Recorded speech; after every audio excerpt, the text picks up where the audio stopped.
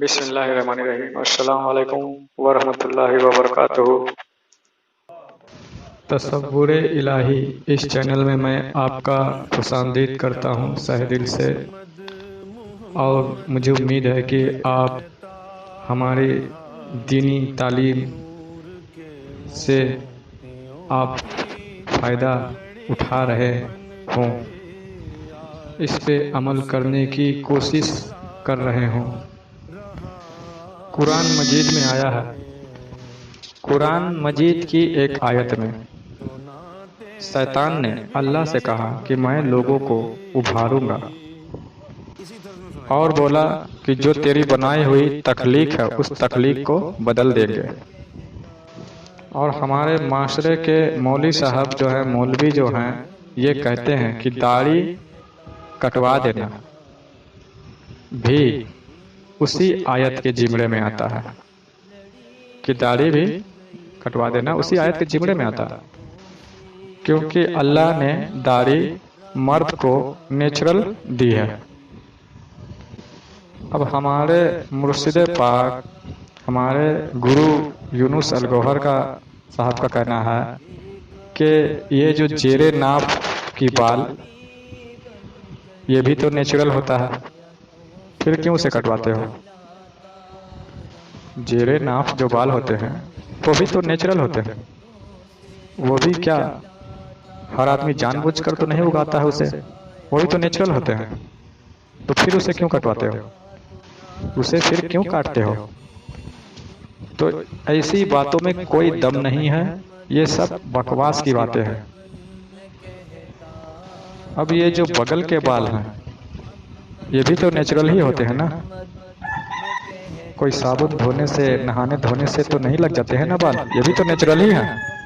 तो ऐसी कोई बात नहीं है। अगर ये बात नेचुरल होती तो दीन हनीफ, दीन फितरत का एक हिस्सा होती। नबी पाक सल्लल्लाहु अलैहि वसल्लम ने जब दीन इस्लाम शुरू किया तो उस वक़्त जो है लोग, उस वक़्त के लोग बगैर दाढ़ी के ही चलते थे। हुजूर पाक ने जब दीन इस्लाम शुरू किया तो उस वक़्त लोग बिना दाढ़ी के ही चलते थे, और उसके बाद अल्लाह का तो हुक्म भी नहीं आया कि दाढ़ी रखो। उस वक़्त के हालात और वाक़यात को देख के नबी पाक सल्लल्लाहु अलैहि वसल्लम ने एक सोशल आइडेंटिटी के लिए, के लोगों की पहचान हो जाए कि ये मुसलमान हैं। उस दौर के यहूदियों का ये तरीका था कि वो लोग बड़ी बड़ी मूंछें रखते थे, वो मूंछों को बढ़ाते थे। तो आप सल्लल्लाहु अलैहि वसल्लम ने अपने उम्मतियों को कहा कि तुम मूंछें घटाओ और दाढ़ी बढ़ाओ। और दाढ़ी के मामले पर भी ये जो हमारे माशरे के मुसलमान उलमा हैं, मौलवी हैं, इनकी अंडरस्टैंडिंग इतनी गुमराहकुम है, इतनी गुमराहकुम है कि कभी कभी तो जी चाहता है कि टक्करे मारे दीवार से। अब ये जो मुश्त भर दाढ़ी का जो मामला है, आप यकीन कीजिए, मुश्त भर दाढ़ी ये मैक्सिमम लेंथ है, और मौलवियों ने इसको क्या कहा है? मिनिमम कहा है। अगर आप उन रिवायतों को सुने जो सहाबा इकराम ने बयान फरमाई है कि हुजूर सल्लल्लाहु अलैहि वसल्लम की दाढ़ी कितनी बड़ी थी, तो सहाबा इकराम ने फरमाया है हदीस में कि हुजूर सल्लल्लाहु अलैहि वसल्लम की जो दाढ़ी मुबारक थी, सहाबा इकराम फरमाते हैं कि हुजूर सल्लल्लाहु अलैहि वसल्लम की दाढ़ी हमने एक मुश्त से ज़्यादा नहीं देखी। और फरमाया कि जब एक मुश्त की हो जाती तो नबी पाक काट देते हैं, एक मुश्त से ज़्यादा नहीं होने देते। जब एक मुश्त से ज़्यादा होने लगे, एक मुश्त की हो जाती तो नबी सल्लल्लाहु अलैहि वसल्लम उसको काट देते हैं। अब ये सहाबा कराम के जो ये जुमले हैं, ये जो फरमाया है, इस जुमले पे गौर करें कि जब एक मुश्त की हो जाती तो काट देते हैं। मतलब ये कि यानी कि एक मुश्त की नहीं थी तभी तो होती थी। यहाँ पे फरमाया कि जब एक मुश्त की हो जाती तब काट देते हैं। इस पे गौर करने वाली बात है कि मतलब एक मुश्त की नहीं थी तभी तो होती थी और तब काट देते थे। जब एक मुश्त की हो जाती तो फिर उसे काट देते हैं। और इन्होंने कह दिया ये कि मिनिमम है, मिनिमम इतनी हो। अगर मिनिमम इतनी होगी तो 2 हफ्ते बाद कहीं से कहीं पहुंच जाएगी फिर वो।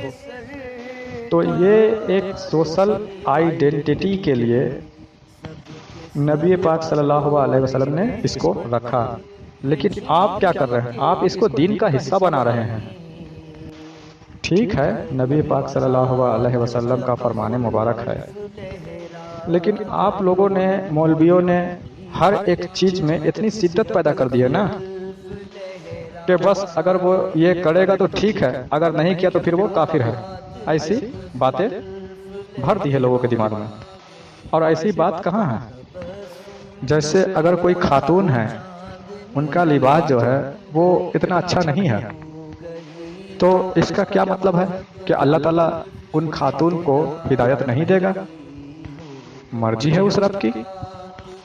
अगर किसी खातून का लिबास दुरुस्त नहीं है तो क्या ये सबसे बड़ा कुफर हो जाएगा? लेकिन आप लोगों के नज़दीक तो ये बड़ी बेगैरत और बड़ी बेहयाई है। आप तो यही कहते हैं ना। तो छोटी छोटी चंद चीज़ों को लेके और हर बंदे, हर मौलवियों ने फतवा जारी करके इसकी फतवे जारी की फैक्ट्री खोल रखी है। इसकी दाढ़ी नहीं है, इसकी बातें नहीं सुननी। और जिनकी दाढ़ी है चोर उचक्के हैं, दीन को बर्बाद कर रहे हैं, उनकी बातें सुन लेंगे। मुसलमानों की सबसे बड़ी कमजोरी यही है कि वो ये साबित नहीं कर पाए हैं अपने आप को कि दीन इस्लाम में सबसे ज़्यादा जरूरी कौन चीज़ है। क्या सिर्फ दाढ़ी है? और औरतों के लिए लिबास है, दुपट्टा है। ये दुपट्टा वगैरह पहनना ओढ़ना ये तो हिंदुस्तान और पाकिस्तान की खवातीन का ही श्रृंगार है। हुजूर सल्लल्लाहु अलैहि वसल्लम के दौर में जो खवातीन थी वो दुपट्टा कहाँ पहनती थी? वो दुपट्टा तो नहीं पहनती थी। तो छोटी छोटी बातों को इन लोगों ने इतना बढ़ा चढ़ा करके बयान किया है। अब समझते हैं कि इसने दाढ़ी नहीं रखी है तो ये यहूदी है, इस औरत ने दुपट्टा नहीं ओढ़ा है तो ये बेगैरत है, बेहया है। दाढ़ी रखना एक सोशल आइडेंटिटी है मुसलमानों के लिए, बराह रास्त इसका हिदायत से कोई ताल्लुक नहीं है। अच्छा, अब ये बात उस दौर के हिसाब से देखा जाए कि हुजूर ने ये बात तो उस दौर में फरमाई जब एक छोटी सी कम्युनिटी मक्के और मदीने में रहती थी, और फिर उस कम्युनिटी के अंदर यहूदियों का जो तरीके कार थे जिंदगी गुजारने के, जो यहूदियों का तरीका था जिंदगी गुजारने का, वही मुसलमानों का तरीका था जिंदगी गुजारने का। उसी तरीके से मुसलमान भी जिंदगी गुजारते थे। बोल चाल भी एक तरह का, पहनावा भी एक तरह का, सब कुछ एक ही तरह का था, यहूदियों का और मुसलमानों का, दोनों का। तो वहाँ पे ये चाहते थे कि मुसलमानों का एक पहचान हो। तो पहचान कब होती है? पहचान के लिए तो आदमी वो चीज करता है ना कि दूसरा वो काम ना कर रहा हो। पहचान के लिए तो आप वही चीज ना करेंगे। अपनी पहचान बनानी है अगर, तो आप वही काम ना करेंगे कि आपका सामने वाला दूसरा वो काम ना कर रहा हो, तब आपकी एक पहचान बनेगी। अब अगर मैं ये कहूँ कि फलाने बंदे का पहचान यही कि उसका रंग काला है, तो फिर भाई सामने वाले बंदे जो है, उस बंदे के सामने जो दूसरा बंदा है, उस बंदे का भी रंग काला है, रंग तो मेरा भी काला है। तो फिर काले रंग से कैसे पता चलेगा? ये तो कोई पहचान नहीं हुई ना, नहीं पता चलेगा ना। अगर वाकई हम सब गोरे हों और एक बंदा काला हो तो भाई आसानी हो जाएगी कि हाँ जी भाई ये बंदा काला है, ये पहचान हो जाएगी। तो इसी तरह उस वक़्त दाढ़ी की जो अफादियत थी, जो तरीके थे, वो इसलिए थी कि और कोई बंदा रखता नहीं था दाढ़ी, और कोई जो भी लोग जो लोगों का तरीका था वो मूंछें बढ़ाते थे, दाढ़ी नहीं बढ़ाते थे। तो अब जो भी दाढ़ी रखेगा हुजूर के फरमान के मुताबिक तो वो तो मुसलमान ही होगा, यहूदी तो नहीं रखेंगे वो ना। लेकिन आज के दौर में क्या दाढ़ी सिर्फ मुसलमानों तक महदूद है? जिन लोगों के पास अकल है, اللہ نے فہم و ادراک دیا ہے، دین کی فقہ، دین کی سمجھ اللہ نے دی ہے، ان کو یہ بات آسانی سے سمجھ میں آ جاتی ہے۔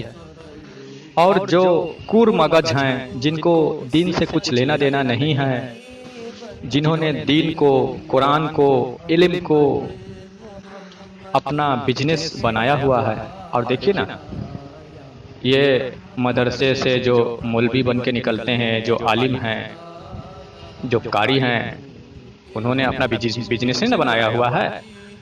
ایک آپ میلاد کی محفل گھر میں کروانے جائیں یا قرآن خوانی کروانے جائیں، قرآن کی تعلیم حاصل کیے ہوئے حافظوں کو بلائیں اور گھر میں قرآن خوانی کروانے جائیں تو اتنے روپے کا نذرانہ پیش کیجئے، تب لڑکے کو بھیجیں گے۔ میلاد قرآن خوانی میلاد کروانے کے لیے آپ گھر میں میلاد شریف کروانے کے لیے، جشن میلاد النبی کروانے کے لیے گھر میں بلائیں تو اتنے روپے کا رسید کٹوائیں، اتنا جمع کروائیں، تب آپ کے یہاں میلاد کی محفل ہوگی۔ تو ان لوگوں نے اپنا بزنس بنایا ہوا ہے، بزنس کے لیے ہی ان لوگوں نے علم حاصل کیا ہے، بزنس کے لیے ان لوگوں نے قرآن سیکھا ہے، پڑھا ہے، بزنس کے لیے یہ عالم دین بنے ہیں، عالم بنے ہیں۔ اور دیکھنے میں معاشرے میں ہمارے یہی ملتا ہے کہ بزنس کے لیے ہی ان لوگوں نے یہ قدم بڑھایا ہے، یہ کام کیا ہے۔ تو ایسے لوگ جنہوں نے اپنا بزنس بنایا ہوا ہے، بزنس کے لیے یہ سب سیکھا ہے، تو ایسے لوگوں کے سامنے آپ لاکھ سر پیٹیں اور دیواروں سے آپ ٹکرے ماریں تو ایسے لوگوں کو آپ سمجھا نہیں سکتے۔ لیکن جن کو اللہ تعالیٰ نے عقل سلیم دی ہے، وہ یہ بات آسانی سے سمجھ سکتے ہیں کہ اس دور میں داڑھی صرف مسلمانوں کے لیے سمبولک تھی، لیکن آج کے دور میں خاص طور سے یہاں یورپ اور امریکہ میں دیکھیں اور انڈیا میں بھی دیکھیں تو آپ کو معلوم ہوگا کہ داڑھی رکھنا صرف ایک فیشن بن گیا ہے، فیشن کے طور پہ داڑھی رکھ رہے ہیں لوگ، ایک ٹرینڈ ہے یہ۔ مختلف قسم کے جو ڈیزائن داڑھیوں کے آ گئے ہیں، داڑھی کے دیکھا جائے تو زبردست قسم کے لوشن آ گئے ہیں، آئل آ گئے ہیں، ڈیزائن آ گئے ہیں، اور داڑھی کے لیے اچھے اچھے ہیئر ڈریسز کھل گئے ہیں۔ آج کے پارلر میں، سیلون میں اگر جائیں تو وہاں تو بجاتے آپ کو ڈیزائن لگے ہوئے ملیں گے کہ داڑھیوں کے اچھے اچھے ڈیزائن لگائے ہوئے ہیں، اور اچھے خاصے رقم بندہ لے رہا ہے اس ڈیزائن کے داڑھی بنانے کے۔ تو یہ تو ٹرینڈ بن گیا ہے۔ اچھا، اب داڑھی ٹرینڈ بن گیا، اور حضور کا معنی اور مقصد کیا تھا داڑھی رکھنے کا؟ مطلب حضور کا داڑھی رکھوانے سے یہ مقصد تھا کہ آپ کی پہچان ہو۔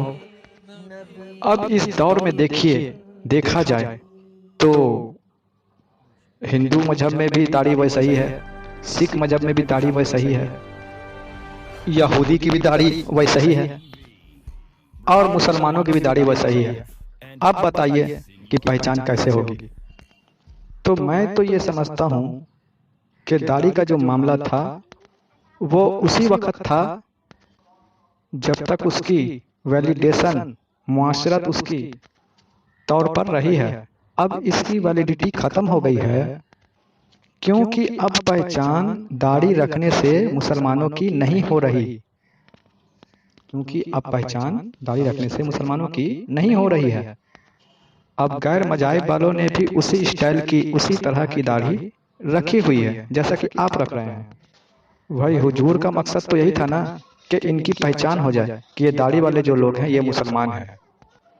اچھا، اب جس نیت سے حضور صلی اللہ علیہ وسلم نے جو داڑھی کا فرمان جاری کیا تھا، اب اس نیت کو آج کے دور میں فٹ کر کے دیکھیں تو رزلٹ نکلے گا، تو پھر داڑھی انویلڈ ہو گئی نا بھائی۔ آپ صرف میری باتوں کو ہاں میں ہاں نہ ملائیں اور اچھی لگے کہ بری لگے یہ چیز نہیں دیکھیں۔ اللہ نے آپ کو عقل دیا ہے، عقل سلیم دیا ہے، تو سمجھیں اس بات کو کہ میں صحیح بول رہا ہوں، اور اس حدیث سے مطابق، اس تعلیم کے مطابق میں صحیح بول رہا ہوں یا میں غلط بول رہا ہوں۔ صحیح بول رہا ہوں تو میری ان باتوں کو آگے لوگوں میں بھی آپ پہنچائیں۔ اگر میری بات آپ کی عقل تک صحیح لگ رہی ہے، آپ کو سمجھ آپ کو صحیح لگ رہی ہے، تو میری ان باتوں کو آگے لوگوں میں بھی پہنچائیں۔ ताकि उन्हें भी इस बात का समझ पैदा हो। फिर इसके आगे की गुफ्तगू मैं इंशाअल्लाह आगे वीडियो में करूँगा। आज के लिए इतना।